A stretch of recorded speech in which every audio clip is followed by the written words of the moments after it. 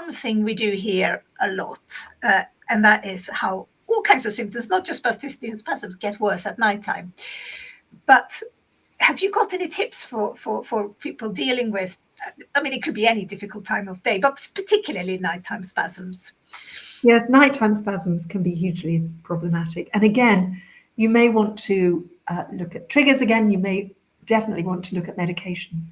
You may not be taking, if you are having nighttime spasms which are waking you up or they're painful, and as we said earlier, not all spasms are bad spasms, so if you can tolerate them, that's fine, but you might be kicking your partner out of bed or whatever. So if you really do want to try and control them, think about medication. It might be that a small dose of something before you go to bed, just before you go to bed, can be useful. Also, you may want to keep one of those tablets beside you if you wake up at 2 o'clock in the morning and find that then the spasms are so bad that you can't get back to sleep. You might want to take one of those medications then during the night. Looking at your position and your posture is really important.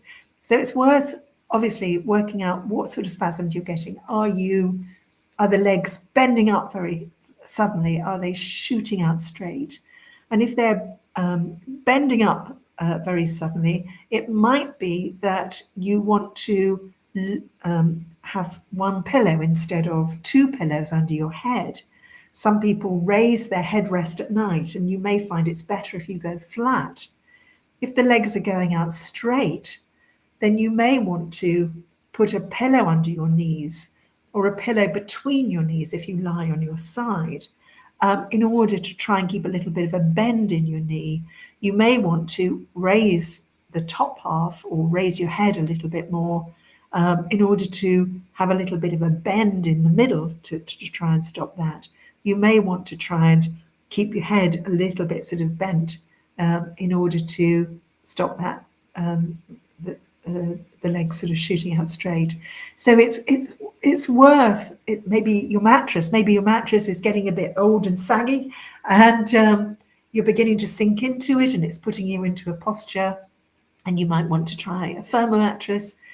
So it's just trial and error, really.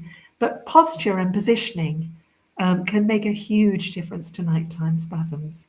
So it really is worth trying all sorts of things. And having a really good plump pillow between your knees at night, if you're lying on your side, can be a great thing because it will hold the legs in alignment and maybe stop them getting into funny positions and therefore triggering the spasm. Because if one knee falls in front of the other and you get a bit of a twist in your spine going on, again, you could build up a little bit of discomfort, and the discomfort will then trigger off a spasm. So again, there's often no quick remedy. It's just trial and error to sort of see what happens.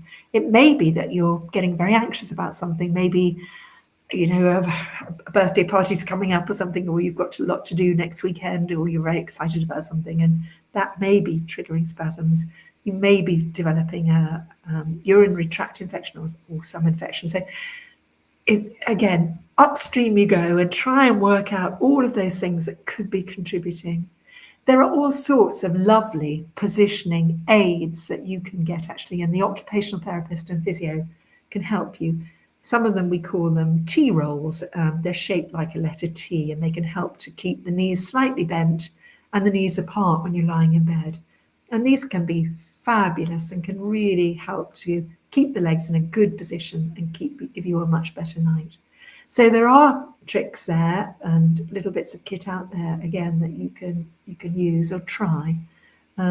But it's worth talking to the physio or a T as well if it's a problem that you really can't get on top of.